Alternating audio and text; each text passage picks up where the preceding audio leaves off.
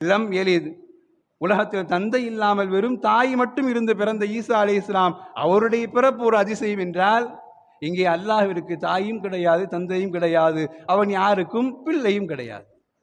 நீங்கள் உறுதி கொள்ளுங்கள் என்பதை அல்லாஹ் கற்றுத் தருகிறான். வலம் யூலத், அல்லாஹ் அடுத்த வார்த்தை பேசுறான், அவனுக்கும் மனைவி பிள்ளைகள் கிடையாது, அவனுக்கு பெற்றோரும் கிடையாது. வலம் யூலத், அவனுக்கு மனைவி பிள்ளைகள் கிடையாது. உலகத்தில் வந்த எல்லா நபிமார்களும் திருமணம் முடித்திருக்கிறார்கள். அந்த திருமணத்தின் வழியே அவர்கள் மனைவிமார்களோடு வாழ்க்கை வாழ்ந்து பிள்ளைகளை பெற்றெடுத்திருக்கிறார்கள்.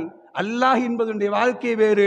நீங்கள் நினைத்தால் ஒரு வேதத்தை மனனமிட்டதற்காக வேண்டி நபியை நீங்கள் கடவுளாக்குகிறீர்கள், கடவுளின் பிள்ளையாக்குகிறீர்கள். வலம் யூலத், அல்லாஹ்வுக்கு அந்த மாதிரி மனைவியும் கிடையாது, பிள்ளையும் கிடையாது. அல்லாஹ் பேசுகிற வார்த்தை. நீங்கள் ஒன்றுக்கு பயந்தால் அதை கடவுளுடைய அந்தஸ்து கொண்டு வர்றீங்க, ஒன்றை அதிசயமாய் பார்த்தால் அதை கடவுளுடைய அந்தஸ்து கொண்டு வர்றீங்க. ஈசாவுடைய பிறப்பை தாய் தந்தை இல்லை, தாய் மட்டும், கடவுளுடைய அந்தஸ்து கொண்டு வர்றீங்க. அவரை மரியமின் குமாரன் என்று கொண்டு வருகிறீர்கள், அல்லாஹுடைய பிள்ளை என்று கொண்டு வருகிறீர்கள். அப்படி எல்லாம் கிடையாது. வலம் யூலத், பெற்றோரும் கிடையாது, அவனுக்கு மனைவி பிள்ளையும் கிடையாது. இது அல்லாஹ் யாருக்கோ அல்ல, வாழ்ந்து கொண்டிருக்கிற நமக்கு அல்லாஹ் சொல்லி தருகிறான். நாம் எவ்வளவோ விஞ்ஞானத்தின் வளர்ச்சிக்கு போகிற பொழுதும் கூட கடவுள் குறித்து உண்டான, அல்லாஹ் குறித்து உண்டான, ஓரிரை குறித்து உண்டான சிந்தனைகளில் மாற்றங்கள் இருக்கக்கூடாது என்பதற்குண்டான அடையாளங்கள் வளர்கிற தலைமுறைகளுக்கு நாம் இதை கற்றுக் கொடுக்க வேண்டும் என்பதற்காக வேண்டி அல்லாஹ் கற்றுத்தர்றான்.